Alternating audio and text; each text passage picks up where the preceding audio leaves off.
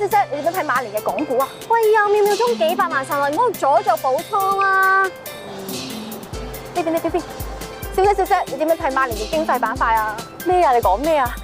又俾特幣，又跌咗啦！入伙先。誒，呢邊，小姐，你點樣睇馬年嘅經濟前景咧？香港經濟我都有啲睇法嘅。咦，你貴姓啊，小姐？我姓唐嘅。史文唐小姐，你究竟有咩睇法咧？你真係唔識㗎喎，你係咯？你點做記者㗎？佢唔係咩普通唐小姐啊，佢係碧霞師傅啊！碧霞師傅，我哋有啲關於經濟上嘅問題想請教下你。係啊，嗰邊呢度。師傅呢邊啊！實不相瞞，其實我手上都揸緊啲貨，想問下嚟緊嘅港股大市係點樣咧？嗱，首先丙午年咧，咁就處於一啲叫做經濟衰退週期啊，港股咧咁就變咗做先跌而後升啊。上半年咧咁就叫山地剝啊，咁所以投資理財方面咧容易出現啲選購方面嘅問題嘅。咁至於下半年啦，咁就係地風升啊，咁所以咧只要唔係太貪心啦，亦都係有所斬獲嘅。師傅，咁可唔可以醒個 lucky number 俾我哋啊？當然可以啦，咁就係1號同埋6號啊！哇，1號6號，即係我係 lucky number 咯，我生日係6月1號啊！冇人想知啊！好啊！咁嚟緊嘅經濟板塊，究竟有邊一塊比較活躍嘅咧？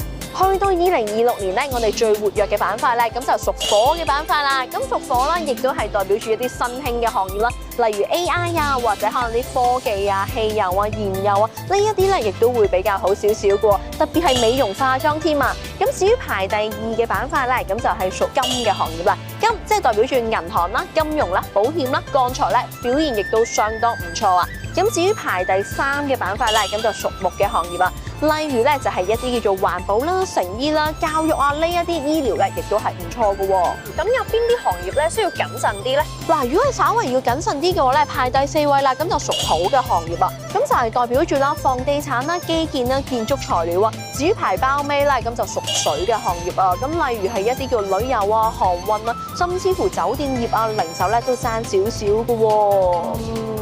師傅啊，其實咧香港整體嘅大圍經濟咧嚟緊會點啊？喂，你淨係關心大圍，咁沙田同火炭咧，其實咧係真係唔好笑，你咪以為自己好好笑咧？我覺得好好笑。師傅唔好理佢，我哋繼續。好，咁去到啦，我哋馬年嘅經濟發展咧，一啲嘅傳統嘅行業啦，咁就麻麻地嘅意思啊。咁大企業啦，亦都容易出現一啲叫做經營困難嘅情況啊，因為受到一啲叫做外來因素嘅影響啦，咁一啲嘅資金咧，亦都出現外流嘅情況啊。咁所以喺一啲嘅借貸融資方面咧，就真係要小心啲啊。咁所以呢一樣嘢咧，亦都係比較麻煩少少嘅喎。師傅啊，咁我想問下個樓市發展係點啊？去到2026年啦，咁樓市咧由於供過於求啊，咁所以咧樓價有機會進一步下跌嘅。咁但係假設自住需要嘅話咧，咁就唔使怕。咁但係如果投資價值方面咧，咁就爭少少啊。咁所以去到新一年咧，我哋最緊要啦，我哋4隻字現金為王啊，保留現金去到2028年再投資都未遲啊嘛。攬多啲現金喺身。但係我真係想問下咧，沙田同埋火炭咧，喂，唔好諗住再搞爛嘅，真係唔好笑㗎。係啊，真係想問下邊間雞粥好食啊？我知，我帶你哋去啊！各位觀眾，一年一度嘅生肖界盛會，馬年最旺財運生肖頒獎典禮，現在正式開始。不過喺開始之前，我哋有請今日嘅頒獎嘉賓碧霞師傅。大家好，師傅好。根據流年嘅運勢，我哋已經喺12生肖揀咗最後3強出嚟，分別有雞、馬同埋羊。財運一定我最勁啊！見到大家咁踴躍，非常之開心。我哋即刻頒第一個獎項。2026年我哋馬年嘅財運季軍，恭喜晒你屬馬嘅朋友！恭喜你啊！梗係借俾你啦，實至名歸啊！你馬年嗰年冇做馬，今年唔係馬年咩？應該係屬馬嘅排第一，有乜理由輸俾雞同羊排第3？師傅你係咪做馬？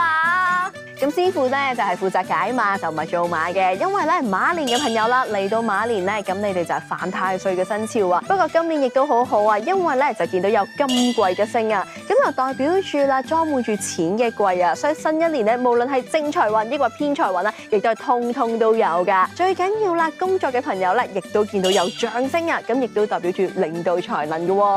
好啦，不如得2位嘅時候，我哋宣布冠軍先啦。冠軍嘅朋友咧。恭喜晒你屬羊嘅朋友，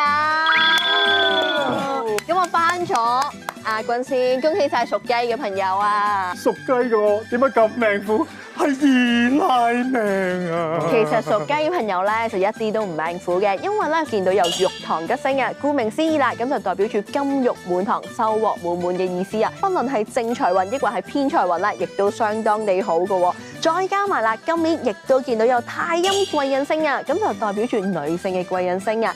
假設屬雞嘅朋友，你從事嘅工作同一啲女性相關，例如美容、化妝等等嘅話咧，今年亦都會多咗好多女貴人幫手噶。唔該晒師傅，我哋而家即刻頒獎俾冠軍，恭喜晒你！多謝師傅。嚟緊呢一年，我會肩負起帶旺咁多位羊羊嘅責任，帶多啲財運俾大家。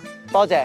因為咧屬羊嘅朋友嚟到馬年啦，本身同馬咧亦都係六合啊，亦都代表住咧同太歲相當友好啊。再加埋啦，今年咧亦都見到有金遇星啊，咁就代表住啦裝滿住錢嘅車啊。所以新一年咧，你哋不論係正財運或者偏財運咧，亦都非常地理想噶。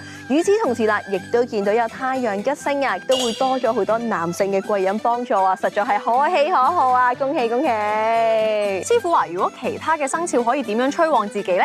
其他生肖咧亦都相當簡單啊！咁可以喺東南嘅位置咧擺放只要發財樹啦，亦都可以喺正東嘅位置咧擺放8粒黑財神、旺財金元寶啊！咁就自然可以催旺到9紫薇同埋8白財星位置啦。明白晒！新一年我哋祝大家橫財就手，想有就有。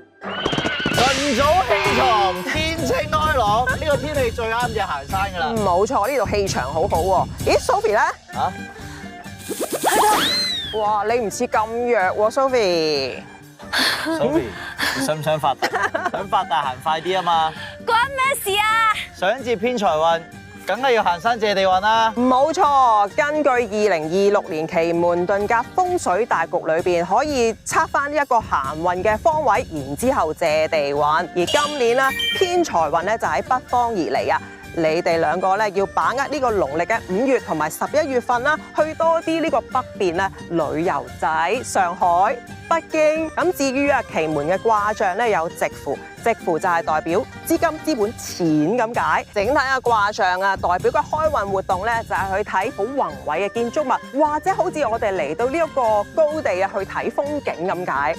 好靚嘅風景啊！咁靚嘅風景，梗要同心愛嘅人一齊分享啦！我就係嗰個又愛又靚嘅人啊！哇，好 sweet 啊！咁就要催旺桃花啦。今年啊嘅桃花位就喺南邊啊，要把握農曆嘅5月同埋11月，去多啲南邊咧旅遊，澳洲、新西蘭、新加坡咁，就可以提升翻你哋嘅感情啊！單身嘅朋友都可以揾到真姻緣噶。至於奇門嘅卦象就有六合，六合就係代表和合啦、桃花啦。開運活動咧就係代表藝術嘅展覽啊，或者文化嘅活動。桃花運嗰啲唔好同佢講咁多，佢有我夠啦。反而佢行2步就喘晒氣啊！需要提升下健康運喎，點算好咧 ？Sophie， 咁你要去多啲東邊啊，因為今年咧東邊就係健康同埋喜慶吉祥嘅位置啊。咁啊，把握呢個農曆2月同埋8月份去多啲東邊旅遊，青島啊、濟州啊。奇門嘅卦象就係有幽門，幽門就係代表享受享福咁解。開運活動就係代表去一啲休閒嘅活動，譬如做下 SPA 啊、水療啊、按摩啊，正啊！咦，咁如果新學年同學仔想催下呢個學業運，又可以做咩咧？嗱，其實唔係小朋友先至要提升文昌運，大人都好緊要㗎。我哋成日要背稿嗰啲咧，都需要文昌運。而今年嘅文昌運咧就喺西邊而嚟啊，咁就要把握農曆嘅2月同埋8月份，多啲去呢個西邊旅遊，例如啊西歐嘅國家或者西班牙。奇門嘅卦象咧就有景門，景門咧就係代表智慧啊、文化開運嘅活動咧，就係你最啱啦，去遊樂場啊，呢一個動物園啊，主題嘅公園都啱晒你哋噶。GM 啊，不如我哋下個星期去主題樂園啦。啊，好喎，可以提升下文昌運啊嘛，同埋提升下你啲記憶力啊。咩記憶力啊？唔係爭少少就。我係你就唔好講咁多啦，嗱嗱聲去買飛啦。呢個買飛。係啊。